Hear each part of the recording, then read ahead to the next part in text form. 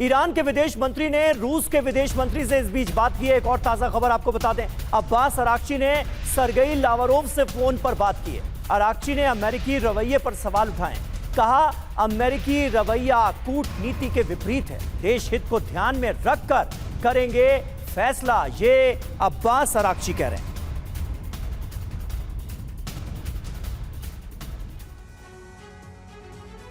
और आइए अब आपको बताते हैं कि अराक्ची और लावरोव ने क्या कहा है, बातचीत में क्या हुआ है। ईरान और रूस आपस में सहयोगी हैं, यूएस से महायुद्ध की कैसे तैयारी। बड़ी बात देखिए, अराक्ची ने लावरोव को अब तक का अपडेट दिया है, अब तक क्या हुआ है, किस तरह से जंग हुई, किस तरह से सीज फायर हुआ और अब क्या हो रहा है। बड़ी बात यह है कि ईरान ने वार्ता से पहले की रणनीति पर रूस से चर्चा की है, रूस के साथ बात की गई।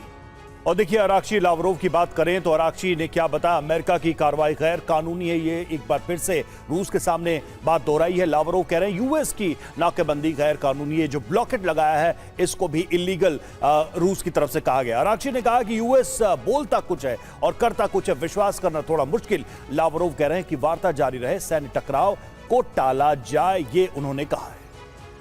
जी हां, हॉर्मुज पर अमेरिका की नाकेबंदी गलत है, यह कहा गया है अब्बास अराक्ची की तरफ से। लावरोव का कहना है कि युद्ध विराम को बनाए रखना जरूरी है, सीज फायर लागू रहे, यह जरूरी है। टकराव से खाड़ी देशों पर भी बुरा असर पड़ेगा और बुरा असर पड़ ही रहा है, ये हम देख रहे हैं। अमेरिका ईरानी जहाजों पर हमले कर रहा है, ये अराक्ची ने लावरोव को बताया। राष्ट्रीय हित में जरूरी कदम ईरान की तरफ से उठाए जाएंगे। लावरोव का कहना था कि दोनों देश कूटनीतिक प्रयास जारी रखें। चंचल बंगा हमारे साथ मौजूद हैं, इजराइल से वो हमारे साथ मौजूद हैं। चंचल जी, इजराइल में इस वक्त किस तरह की बातें चल रही हैं, क्योंकि ये बात बार बार कही जा रही है, अब तो हर कोई जानता है कि इजराइल के दबाव के चलते ही अमेरिका ने ईरान के खिलाफ ये जंग छेड़ी, जिसमें अब वो बुरी तरह से फंसा हुआ भी नजर आ रहा है। डोनाल्ड ट्रंप एक एग्जिट पॉइंट तलाशने की कोशिश करते हुए दिखते हैं, वो एग्जिट पॉइंट क्या हो सकता है? इजराइल में इसे लेकर क्या चर्चा है?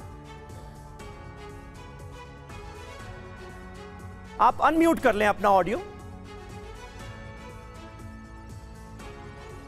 इजराइल में अभी जो है पोजीशन जो है वो ऐसा लग रहा है कुछ भी हो सकता है, क्योंकि इजराइल को तो ऐसा कुछ ये नहीं है, क्योंकि जो भी अमेरिकन कर रहे हैं और यहाँ पे लोगों का बीच में जो है सपोर्ट है पूरा प्राइम मिनिस्टर के लिए, जो भी वो कुछ करना चाहे कर सकता है, क्योंकि ऐसा लगता है शायद हो भी सकता है वो और नहीं भी हो सकता है। पर लोगों का जो है सपोर्ट टोटली इजरायली के आर्मी को है। और यहाँ पे अभी तो शांति है और लोगों का बीच में जो बातचीत हम कर रहे हैं, सभी को पूछ रहे हैं कैसा हो रहा क्या होगा। तो ऐसा है जो ये जो ईरान जो है जिस तरह से बोला है हमको इजराइल को खत्म करना है, जिसका चलते जो है सभी लोग जो चाहते हैं इसको ऐसा नहीं होना चाहिए, ऐसा बोलना भी नहीं चाहिए। आज के डेट में कोई भी मुस्लिम कंट्री ऐसा नहीं है जो बोला है जो मैं इजराइल को खत्म करूं, क्योंकि अभी जिस होलोकॉस्ट का किस्सा हुआ था उसी तरह से ये भी बोल रहे खत्म, जिसका चलते उनको चाहता है जो कुछ ऐसा ना बोले। हाँ, तो वो चीज को ऊपर ही मेन जो है इजराइल जो है स्टैंड है।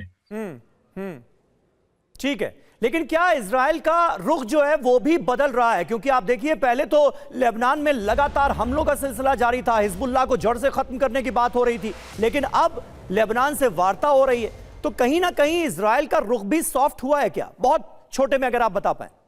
देखिए, वॉर जो होता है कोई उसका सलूशन तो नहीं है। हाँ। है तो उसको तो खत्म करना ही है और शांति के लिए बहुत जरूरी है, क्योंकि देश का भी बहुत सारे नुकसान भी है, अभी इकोनॉमिकल भी बहुत प्रॉब्लम हो रहा है, तो जिसका चलते वो चाहता ही है। पर ऐसा नहीं है जो हर बार रॉकेट आते जाएगा और लेबनान का तरफ से, और तो उसको जितना भी पब्लिक है उसके लिए भी प्रेशर आ जाता है, तो जिसके चलते उसको भी संभालना बहुत जरूरी है हिजबुल्लाह के लिए, जो उसको वहां पे गोलीबारी ना हो।